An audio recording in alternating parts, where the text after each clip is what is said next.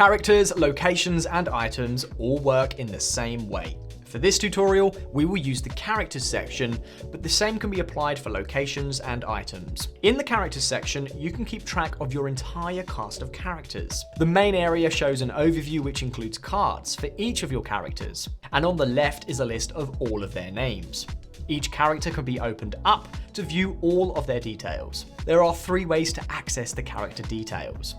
Click on their name in the character list, double-click on their card, hover over their card, click on the button which appears in the top right, and click Open. Once you open up a character's details, in the main area will be a series of panels covering all kinds of aspects of the character, including their background, appearance, motivation, and much more. To edit one of these panels, hover over it, then click the Edit button which appears. Note that when you edit a questionnaire style panel, the display will be streamlined after you save, so that only the questions you've answered will be displayed.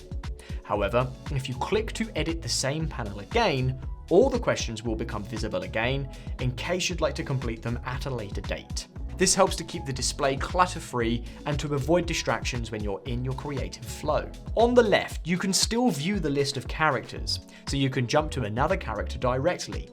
Or if you'd like to get back to the overview of all the characters again, then click the grid button at the top of the character list.